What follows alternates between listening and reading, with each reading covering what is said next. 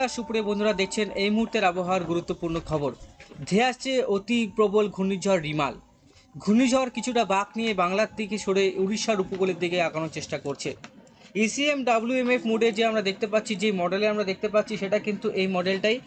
GFS মোডে কিন্তু same মডেলের আমরা দেখতে পাচ্ছি। তো আমরা অনেকটাই আবহাওয়াবিদদের অনুমান, ভুবনেশ্বর ও বিশাখাপত্তনমের ঠিক মাঝখানে অঞ্চলে কিন্তু এই ঘূর্ণিঝড় আছড়ে পড়তে পারে। ঘন্টায় 100 থেকে 140 কিলোমিটার গতিবেগে আছড়ে পড়তে পারে ঘূর্ণিঝড় রিমাল। সঙ্গে আরেকটা গুরুত্বপূর্ণ আপডেট সুপ্রিয় বন্ধুরা, আগামী 5 দিন প্রবল ঝড় বৃষ্টি বঙ্গজুড়ে হওয়ার সম্ভাবনা আছে। প্রবল বজ্রপাতের সতর্কবার্তা দিয়েছে ভারতীয় মৌসুম ভবন। তাছাড়া আলিপুর আবহাওয়া দপ্তরের সতর্কবার্তা থাকছে কলকাতা, দক্ষিণবঙ্গ, বাংলাদেশ, আসাম, মেঘালয়, মণিপুর, মিজোরাম, উত্তরবঙ্গ, দক্ষিণবঙ্গ, তারপরে আপনার এদিকে ঝাড়খণ্ড, বিভিন্ন অঞ্চলে প্রবল বজ্রপাত এবং প্রবল বৃষ্টির সম্ভাবনা আছে। ইতিমধ্যেই বর্ষা কেরলে প্রবেশ করে গেছে, আস্তে আস্তে সেটা কিন্তু আমাদের রাজ্য প্রবেশ করবে। বুঝতে পারছেন, 1 জুন কিন্তু আমাদের এই বর্ষা কিন্তু আমাদের বঙ্গে প্রবেশ করার সম্ভাবনা অনেকটাই বেশি। অনেকটাই বৃষ্টিপাতের পরিমাণ বাড়বে, আস্তে আস্তে আবহাওয়ার অনেকটাই পরিবর্তন হবে।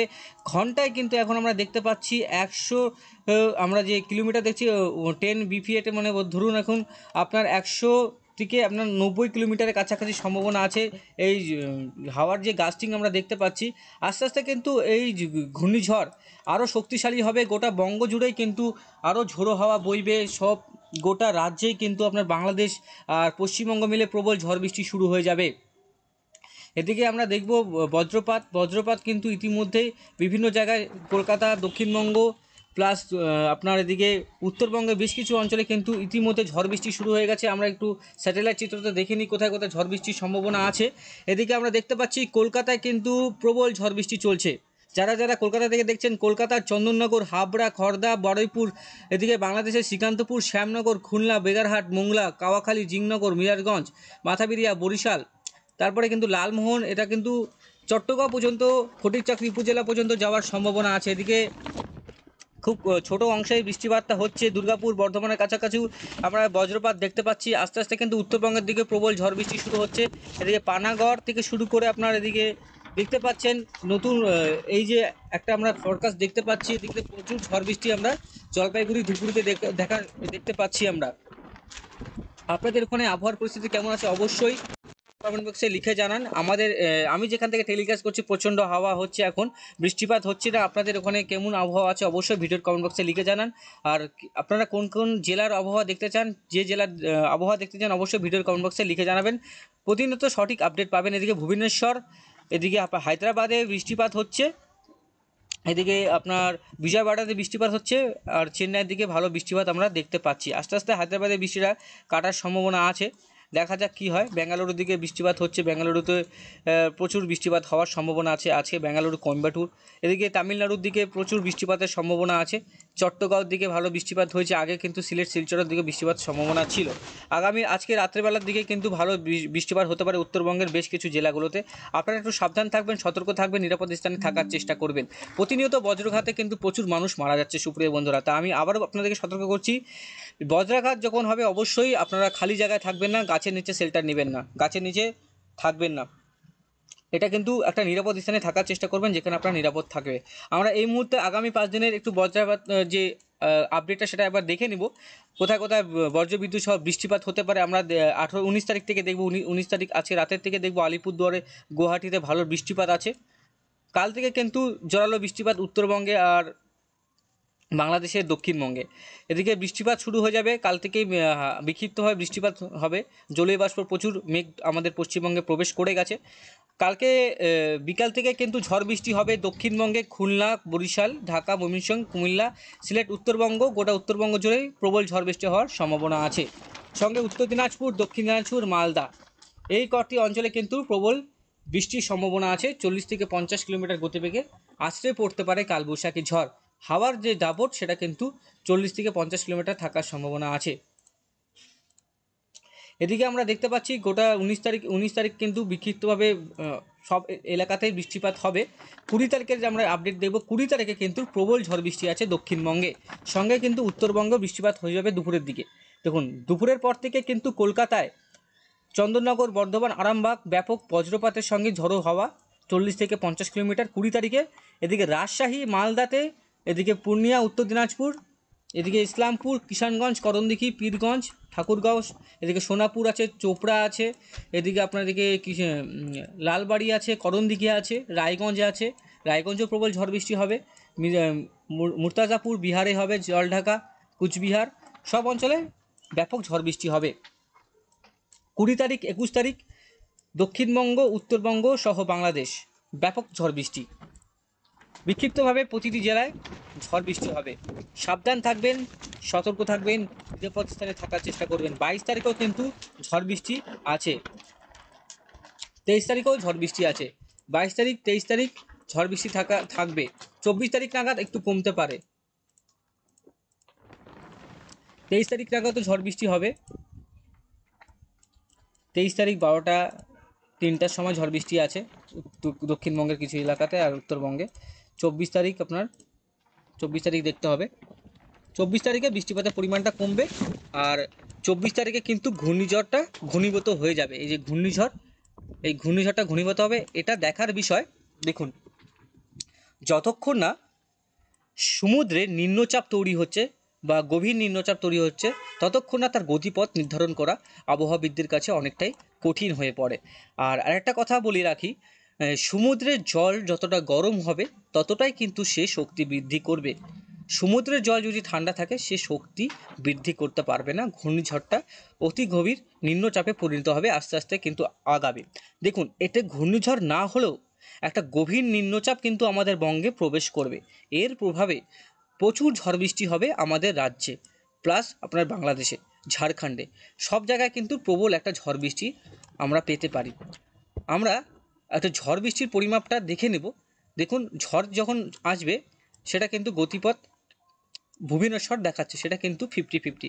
আমাদের পশ্চিমবঙ্গ প্রবেশ করতে পারে, বিশাখাপত্তনমও প্রবেশ করতে পারে। এটা একটা আনুমানিক মডেল, জিএফএস, ইসিএমডাব্লিউ সব দেশীয় মুড বলছে এটা কিন্তু ভুবনেশ্বরে একটা ঘূর্ণিঝড় হওয়ার সম্ভাবনা এখনও পর্যন্ত পাচ্ছি। এখনও কিন্তু ঘূর্ণিঝড়ের সম্ভাবনা 50-50। এখনও যে বলছি ঘূর্ণিঝড় হবেই, সেটা কিন্তু সম্ভাবনা অনেকটাই 50-50 আছে। ঘূর্ণিঝড় হতেও পারে, নাও হতে পারে, কিন্তু আমরা এতদিন ধরে টেলিকাস্ট করি এটা ঘূর্ণিঝড় হচ্ছে আমার অনুমানিক মতে। কিন্তু এটার গতি কমও হতে পারে বা এটা গতি বেশিও হতে পারে, সেটা নির্ভর করে 24 তারিখের পর থেকে আমরা বলতে পারবো এটার গতি কী হতে পারে বা এর গতিপথ কতটা শক্তিশালী হতে পারে বা কোন দিকে যাওয়ার সম্ভাবনা আছে। এখন দেখাচ্ছে আজকের 6টার মানে সকালের আপডেটে ছিল দক্ষিণবঙ্গ, আমাদের কলকাতার আপডেট, কিন্তু আজকে বিকেলে যে আপডেট আছে সেটার পর বিকালে যে আপডেটে আমরা দেখলাম এটা ভুবনেশ্বর। আজ কিন্তু রাত 1টার পরে যে আপডেটটা আমরা দেখব বা কালকে সকালে যেটা টেলিকাস্ট করব সেটা কিন্তু এটা ভুবনেশ্বরও হতে পারে, আমাদের পশ্চিমবঙ্গও হতে পারে, বা এটা মায়ানমারও হতে পারে। 3টা জায়গা নিয়ে আমরা কনফিউজ আছি, মায়ানমার, বাংলাদেশ আর এদিকে ভুবনেশ্বর আমাদের দক্ষিণবঙ্গ। বাংলাদেশ মানে আমাদের উত্তরবঙ্গ, দক্ষিণ মানে বাংলাদেশ মানে আমাদের দক্ষিণবঙ্গ, আর এদিকে বাংলাদেশের দক্ষিণবঙ্গ মিলেই কিন্তু হয়। এদিকে কিন্তু প্রচণ্ডভাবে বজ্রপাত হবে, রাজ্য জুড়ে বৃষ্টিপাত চলবে, রাজ্য জুড়েই হবে। আর যেহেতু আমাদের হিমালয়ান সাব হিমালয়ান অঞ্চলে বৃষ্টিপাতের পরিমাণটা বেশি থাকবে, যেহেতু এখানে পাহাড়ি অঞ্চলে মেঘটা ধাক্কা খাবে, ওখানে কিন্তু একটা বৃষ্টিপাতের পরিমাণটা বেশি থাকতে পারে, বজ্রবিদ্যুতের পরিমাণও বেশি থাকতে পারে উত্তরবঙ্গের জেলাগুলোতে যদি এই ট্র্যাকে চলে। আর যদি এই ট্র্যাকে চলে তো উত্তরবঙ্গ বৃষ্টি হবে, দক্ষিণবঙ্গ বৃষ্টি হবে। তার পরবর্তী সময় নাগপুর, এলাহাবাদ, জব্বলপুর, ঝাঁসি, আগ্রা, জয়পুর, দিল্লি, যোধপুর, বিকানিয়ার এই অঞ্চলে কিন্তু ভারী বজ্রপাত সহ বৃষ্টিপাত, সঙ্গে 40 থেকে 50 কিলোমিটার গতিবেগে এই ঘূর্ণিঝড় কিন্তু আছড়ে পড়বে আমাদের ভারতবর্ষে। এই ঘূর্ণিঝড়ের নাম হচ্ছে রিমাল। এই ঘূর্ণিঝড়ের নাম দিয়েছে ওমান। এই হচ্ছে ওমান দেশ। এই ওমান দেশ কিন্তু এই ঘূর্ণিঝড়ের নাম দিয়েছে। ঘূর্ণিঝড় রিমাল কথার অর্থ হচ্ছে বালু। এই রিমাল কথার অর্থ বালু, সেটা হচ্ছে ওমান দেশ দিয়েছে। এরপরে একটা অন্য ঘূর্ণিঝড় আসবে, অন্য নাম হবে, সেটা নিয়ে পরে আমরা ডিসকাস করব। আমরা এখন একটু বৃষ্টিপাতের মাপটা দেখে নেব, কোথায় বৃষ্টিপাতের পরিমাণটা বেশি হতে যাচ্ছে। আজকের আপডেট অনুযায়ী আবহাওয়া পরিবর্তনশীল, অবশ্যই দেখতে থাকবেন খবর প্রতিদিন। সঠিক আপডেট প্রতিনিয়ত দেওয়া হয়, ভুলভাল এখানে কোনো কিছু দেওয়া হয় না। কাউকে ভয় দেখানো বা বিচলিত করার চ্যানেলের কোনো উদ্দেশ্য নেই। আপনারা প্রতিনিয়ত দেখবেন আর অবশ্যই চ্যানেলটিকে সাবস্ক্রাইব করে রাখবেন।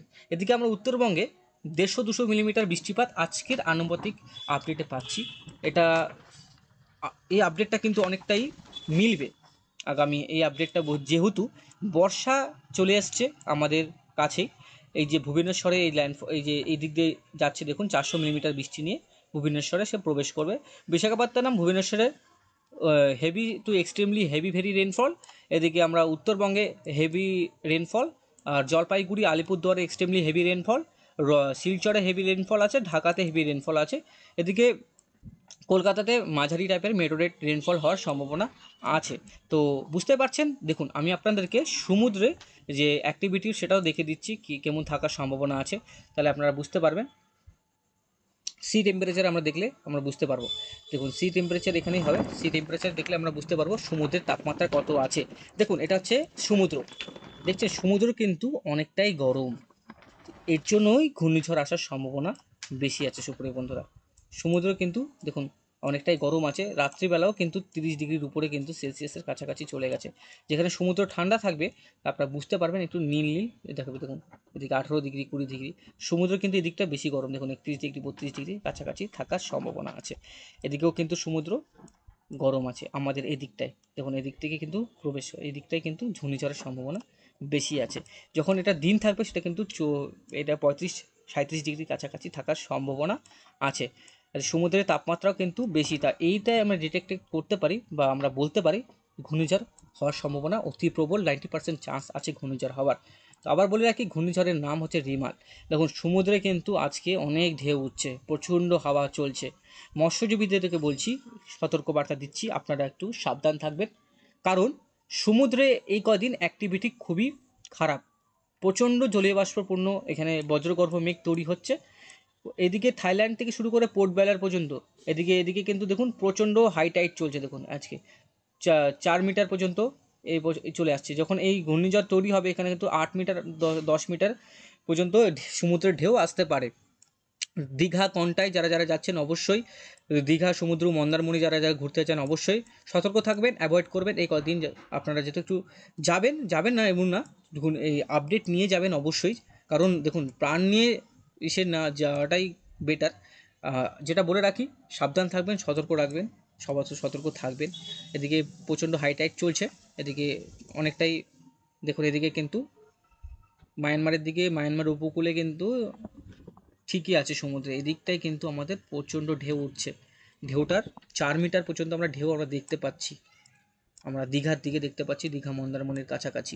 তো বুঝতে পারছেন, তো এই আজকে থেকে কিন্তু আবহাওয়ার একটা বিশাল পরিবর্তন ঘটবে। গরমটা একবার দেখে নেব, আমি সব কিছু আপনাদেরকে আস্তে আস্তে করে বুঝাই বলবো। আমরা দেখি গরমটা কালকে কিন্তু দক্ষিণবঙ্গের দিকে একটু গরমের পরিস্থিতি থাকতে পারে সকালের দিকে, বাংলাদেশের দিকে আগের তুলনায় অনেকটা কম, আর হালকা গুমোট ভাব থাকার সম্ভাবনা আছে। 19 তারিখ গরমটা একটু কমে যাবে, 19 তারিখ উত্তরবঙ্গের দিকে একবারে ঝড় বৃষ্টি শুরু হয়ে যাবে, 20 তারিখটা একবারে ঝড় বৃষ্টির প্রবল শুরু হয়ে যাবে। এদিকে 21 তারিখ ঝড় বৃষ্টি থাকবে, 22 তারিখ উত্তরবঙ্গে তাপমাত্রা একটু বাড়বে, জলপাইগুড়ি কোচবিহার। তারপরে 23 তারিখে আরও তাপমাত্রা বাড়ার সম্ভাবনা আছে, 24 তারিখ একই থাকার সম্ভাবনা আছে। 24 তারিখে ঘূর্ণিঝড়টা কিন্তু এখানে থাকার সম্ভাবনা, আস্তে আস্তে কিন্তু তাপমাত্রা কমবে, ঝড় বৃষ্টি হবে বিক্ষিপ্তভাবে। যোধপুর এলাহাবাদ আহমেদাবাদের দিকে গরম থাকবে, এদিকে কাশ্মীর লাদাখের দিকেও কিন্তু গরম থাকবে। টেম্পারেচার দেখছেন এদিকে কিন্তু এতটা গরম থাকার সম্ভাবনা, এবং কাশ্মীর গিলগিটও কিন্তু কতটাই গরম। আবহাওয়ার যে পরিবর্তন আপনারা দেখতে পাচ্ছেন, কাশ্মীর মতন এলাকায় তাপপ্রবাহ যদি চলে, এই দেখুন এদিকে লাল লাদাখে দেখুন লাল পরিস্থিতি, এতটাই গোমট ভাব থাকবে। বুঝতে পারছেন টেম্পারেচার 35-এর উপরে থাকার সম্ভাবনা আছে, অবস্থা অনেকটাই খারাপ। এদিকে আবার অবস্থা ঠিকই আছে 24 তারিখ। এদিকে টেম্পারেচার ভুবনেশ্বরে দেখুন এদিকে ঠান্ডা ঠান্ডা পরিস্থিতি চলে আসবে, নীল যেটা দেখতে পাচ্ছেন। আমি উইন্ডের দিকে যাব, উইন্ডে 20 তারিখ নাগাদ উত্তরবঙ্গে ঝড় বৃষ্টি, 19 তারিখ ঝড় বৃষ্টি হওয়ার সম্ভাবনা আছে, 20 তারিখ নাগাদ ঝড় বৃষ্টি আছে উত্তরবঙ্গে, 21 তারিখ 22 তারিখ 23 তারিখ উত্তরবঙ্গে হালকা হালকা ঝড় হওয়ার সম্ভাবনা আছে। তো সুপ্রিয় বন্ধুরা আমরা বৃষ্টিপাতের দিকে দেখে দিই। বৃষ্টিপাত 23 তারিখ প্রচণ্ড জলীয় বৃষ্টিপাত শুরু হয়ে যাবে বঙ্গোপসাগরে, 24 তারিখ নাগাদ কিন্তু এটা আস্তে আস্তে আরও প্রবেশ করবে। সাবধান থাকবেন, সতর্ক থাকবেন, নিরাপদ থাকার চেষ্টা করবেন, সুস্থ থাকবেন, ভালো থাকবেন। আজকের মতন এখানে সমাপ্ত করছি, কোনো কিছু জানতে হলে অবশ্যই আমাদের ভিডিও কমেন্ট বক্সে লিখে জানাবেন। তো আজকের মতন এখানে সবাইকে ধন্যবাদ।